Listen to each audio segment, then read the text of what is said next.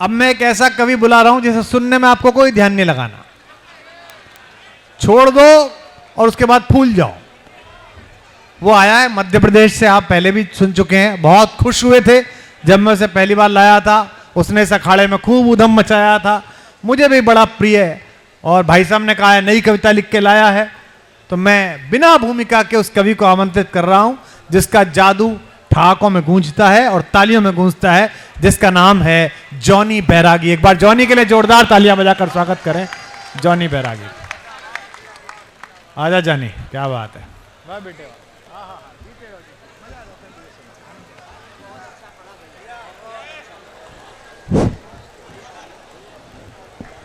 हाँ हाँ, देखो ऐसा है कि बात यह है कि संजय भाई कुछ कह रहे हैं और कहने की कोशिश कर रहे थे पर अब नहीं कहेंगे।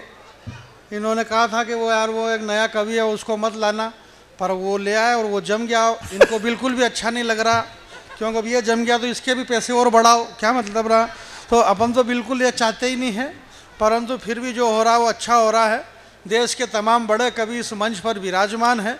बहुत लोग अभी तक पीछे खड़े हुए हैं और वो आगे इसलिए आना नहीं चाहते हैं, वो वहीं से खड़े खड़े सोच रहे हैं, वो शायद दिमाग लगा रहे हैं कि ये मंच पे जो बैठे हुए कवि हैं ये बीजेपी के हैं कि कांग्रेस के हैं।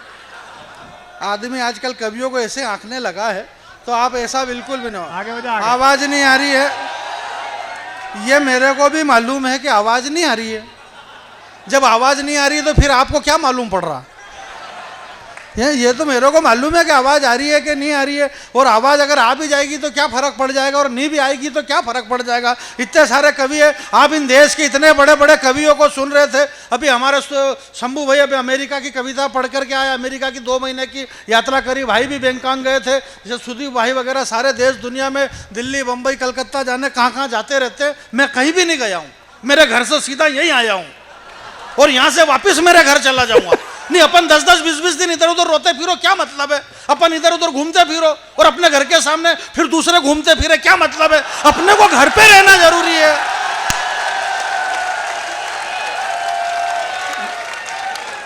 भाई मैं घर का कवि हूं, आपकी सारी समस्या खत्म, बस आप आदमी घर पे रहना सीख ले।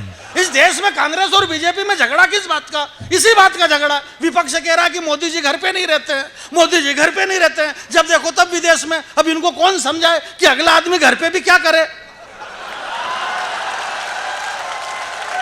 आपको इत्ताउल नहीं लेना है इस देश में। अब हमारे डॉक्टर साहब ने भी बताया, सबसे बढ़िया बात इन्होंने बताई कि इस बड़े मंच पर जो 50 वर्ष हो गए संजय भैया इस कवि सम्मेलन को होते हुए, ये 50 वर्ष क्यों हो गए? क्योंकि ये करा तो हुआ, 50 साल से आप लोग कर रहे हैं, अच्छी बात है आप कर रहे हैं। आप धन्यवाद के पात्र हैं कि आपने देश के 2 बड़े इन कवियों को, श्रद्धेय डॉक्टर साहब और बड़े डॉक्टर साहब, इन 2 बड़े कवियों को बुलाया, और आपने पूरी ताकत एक तीसरे बड़े स्टार श्रद्धेय बैरागी जी को बुलाने में लगाई है। इसलिए मैं आपको धन्यवाद देना चाहता हूँ। नहीं, अपन अपने आप को कम हल्का फुल्का क्यों आके अभी ये संयम ने कह दिया मैं तो छोटा कवि हूँ, छोटा कवि। मालूम पड़ा एक दिन अभी हैदराबाद में कह दिया कि मैं बहुत छोटा कवि हूँ, 4000 रुपए काट लिए इसके, क्या मतलब है। छोटा वोटा मत आको, इस दुनिया में कोई भी छोटा नहीं है, सब बड़े ही पैदा हो रहे हैं इस देश में। इन डॉक्टर साहब को ये डॉक्टर साहब लेकर के इस मंच पर आए थे, और इनको ये डॉक्टर साहब लेकर के आए, और इन डॉक्टर साहब को इनके पिताजी लेकर के आए थे। और अब ये कह रहे कि मैं 40 साल से आ रहा हूँ। पवार जी इस जमीन पे, इस मंच पे 40 साल से डॉक्टर साहब आ रहे हैं। पवार जी, हमारे बड़े भाई साहब कुमार सर 30-35 साल से इस मंच पर आ रहे हैं। अब ये आ रहे हैं, मैं इस मंच पे बहुत कम आया। भाई बड़े लोगों के लिए खर्चा भी बड़ा लगता है, इसलिए मैं कम ही आ पाता हूँ, नहीं आ पाता हूँ। समझ ही नहीं रहे, नहीं है, क्यों नहीं समझ रहे? ऐसी कोई बात नहीं। भाई मेरी समस्या ये है संजय भाई, डॉक्टर साहब, मेरी समस्या ये है कि मैं समझदार हूं। इस दुनिया में सबसे ज्यादा दुखी वो आदमी है प्रवीण भाई जो समझदार है, जैसे कि आप समझदार हैं। सबसे बड़ी समस्या, 3 समोसे लाए। अच्छा, कितने? 3। मेरे को एक बार मालूम हो गया कि 3, तो फिर बीच में 3 क्या मतलब। जब सबने सुन लिया कि समोसे 3 है, अब उन 3 समोसे में से एक समोसा तो सुदीप बोला खा गए, एक समोसा शंभू शिखर खा के चला गया, बचे 2 समोसे, वो एक बचा हुआ जो समोसा मेरे हिस्से का था वो स्वयं श्रीवास्तव खा गया। मैंने कहा यार मेरा समोसा, तो डॉक्टर साहब ने कह दिया, बोले तू समझदार है, शांति पकड़, मेरे समोसे खा रहे और बस मैं समझदार, मैं समझदार। इस देश में समझदार बस इसी बात के लिए दुखी है कि वो समझदार है। मेरी वजह से अगर आपकी भावना को ठेस पहुंची है तो मैं आपसे क्षमा चाहता हूं। मेरी वजह से आपकी भावना को अगर ठेस पहुंची है हाँ, तो मैं क्षमा चाहता हूं। और अगर आपकी वजह से गरीब है, मजबूर है, आपकी भावना सीमा हैदर और मेरी भावना मणिपुर है। हाँ, जरा ताली बजाइए, ताली बजाइए, हाँ? ताली, तालियां। ये मेरी ईमानदारी है कि मैं भारत माता की जय नहीं बुलवा रहा हूं। एक बात बता रहा हूं मैं आपके बीच में, बात ये नहीं है मेरे भाई इस देश के अंदर आप ये हमारे बड़े भाई, आप सुदीप भाई, आप क्या समझ रहे हो? अब ये 1-2 बार अमेरिका चले गए तो बोलो हमारा डॉक्टर साहब से बड़ा संबंध, इनको मान। मैं इस मंच पे हम तो डॉक्टर साहब और हम तो बहुत पुराने कवि हैं, कोई आज के हैं क्या? डॉक्टर साहब से हमारा सुदीप भाई बहुत पुराना संबंध है, अजय भैया। हाँ। जब इस पृथ्वी को हिरण्याकश्यप जाके छिपा दी, पूरी दुनिया में कुछ भी नहीं था, तब भगवान विष्णु ने वराह अवतार धारण करा हाँ। और अपने दांत के ऊपर पूरी पृथ्वी उठा करके लाए और उस पृथ्वी को उन्होंने भगवान विष्णु ने रखा। पृथ्वी थोड़ी सी टेढ़ी हो गई तो डॉक्टर साहब ने फिर धीरे से इधर हाथ करा, एक हाथ मैंने इधर करा। भगवान विष्णु ने कहा, बोले तुम्हारा बहुत बहुत धन्यवाद। तुम कौन हो? बोले मैं कुमार। बोले तुमने मेरा विश्वास जीत लिया, आज से तुम कुमार विश्वास कहलाए जाओगे। ये कब से है?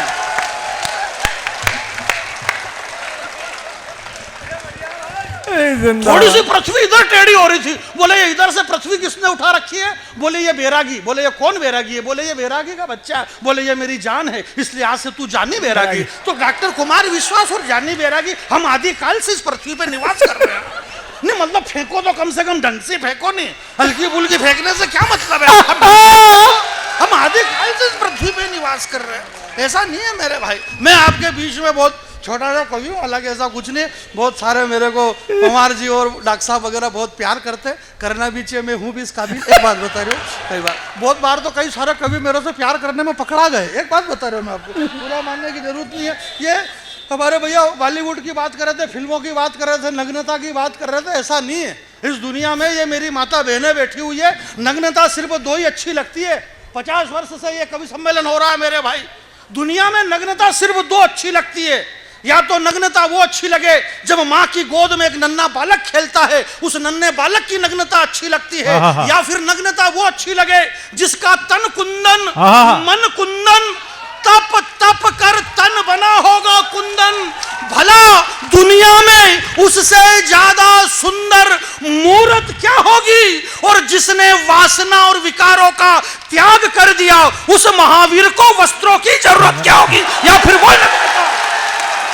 जरा दोनों हाथ खड़े करो, ताली बजाइए आप, जल्दी से नीचे करो हाथ, जल्दी। अरे मालूम पड़ा यहाँ से बाँह फट गया, भगवान महावीर स्वामी क्या करेंगे? नुकसान अपना हो जाएगा। एक बात बता रहे हो, जल्दी करिए भाई साहब, आप क्या कर रहे हैं? ये कुछ मेरा जल गया। भाई साहब एक कविता आपके चरणों में रखता हूँ, सदैव पवार जी। मैं हालांकि चरणों में तो नहीं रखूंगा, नहीं अभी 4-6 दिन पहले मैंने चरण में रख दी, अगले आदमी ने मोजे नहीं उतारे थे, मोजे में मेरी कविता पूरी खत्म हो गई। तो मेरी कविता आप सुनिएगा, बहुत अच्छा समय में बहुत कम लूंगा, इतनी देर तक पढ़ू नहीं गा। हमारे शंभू भाई और इन सारे कवियों ने बहुत खूब मेहनत करी है। अब ये लोग इतना ही नहीं समझ रहे, एक तो क्या है कि ये एक तो पढ़े लिखे लोग हैं। अब मैं तो गाँव से आया, मैं पढ़ा लिखा भी नहीं हूँ भाई, पढ़ लिख के करेंगे भी क्या? ये डॉक्टर प्रोफेसर वगैरह सब क्या कर रहे हैं? कर तो वही रहे ना जो मैं कर रहा हूँ भाई, पढ़ लिख के भी कर क्या रहे? यही कर रहे हैं ना। तो जब यही कर रहे हैं तो फिर क्या मतलब इधर उधर करने से? इसलिए आप ऐसा कुछ भी मत करो, ध्यान रखो, शांति से रखो। भाई मैं तो छोटा आदमी हूँ, इसलिए बहुत छोटी सोचता हूँ। मैं बहुत छोटा हूँ इसलिए छोटी सोचता हूँ। मैंने कई रातें भूख से काटी है, इसलिए चांद में भी रोटी सोचता हूँ। मेरे सोचने का तरीका अलग है।